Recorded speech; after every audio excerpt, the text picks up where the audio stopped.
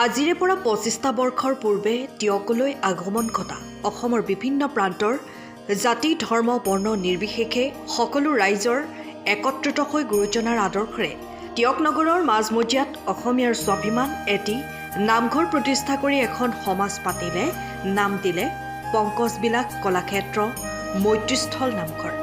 আজি উক্ত নামঘৰ তথা সমাজখনে ৰূপালী জয়ন্তী বৰ্ষত ভৰি দিয়ে। বৰ্ষজোৰাকৈ উদযাপন কৰা এই ৰূপালী জয়ন্তীৰ বিভিন্ন কাৰ্যসূচী সুচাৰুৰূপে অনুষ্ঠিত কৰি ২৩ আৰু ২৪ অক্টোবৰত দুদিনীয়াকৈ সামৰণি অনুষ্ঠান অনুষ্ঠিত কৰে। মুকলি সভা অনুষ্ঠিত কৰি পূৰ্বে অনুষ্ঠিত বিভিন্ন প্ৰতিযোগিতাৰ বঁটাসমূহ প্ৰদানৰ লগতে ৰূপালী জয়ন্তী বৰ্ষৰ স্মৃতিগ্ৰন্থ উন্মোচন কৰা হয়। ইপিনে ৰূপালী জয়ন্তী বৰ্ষৰ সামৰণি দিনা পুৱাই এক বাৰেৰহণীয়া সাংস্কৃতিক ৰেলী বাহিৰ কৰে উদ্যোক্তাসকলে, য'ত বিভিন্ন জাতি জনগোষ্ঠীৰ কলা সংস্কৃতি প্ৰদৰ্শন কৰা হয়। ইপিনে দুপৰীয়াৰ নাম প্ৰসংগ আয়োজনৰ সমান্তৰালকৈ নিশালৈ স্থানীয় শিল্পী কলা কৌশলীৰ সমাহাৰে মহাপুৰুষ দুজনাৰ অমৰ সৃষ্টি ভাওনা প্ৰদৰ্শনেৰে বৰ্ষজোৰা কাৰ্যসূচীৰ সামৰণি পৰিব বুলি জানিব পৰা গৈছে।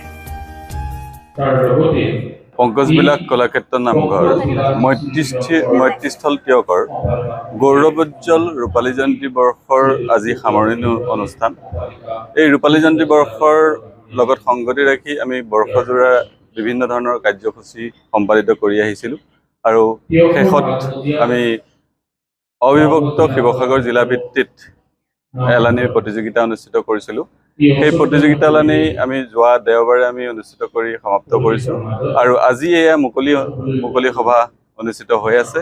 আমাৰ এই মুকলি সভাত কেইবাজনো বিশিষ্ট ব্যক্তি উপস্থিত আছে আৰু এই মুকলি সভাতে আমাৰ পংকজবিলাক কলাক্ষেত্ৰৰ এখনি স্মৰণিকা পংকজবিলাক নামাকৰণেৰে এই গ্ৰন্থখনি আজি ইতিমধ্যে উন্মোচন হৈ গৈছে আৰু আশা কৰিছোঁ আমাৰ এই বৰ্ষজোৰা পৰিক্ৰমাৰ আজি সুচাৰুৰূপে অন্ত পৰিব।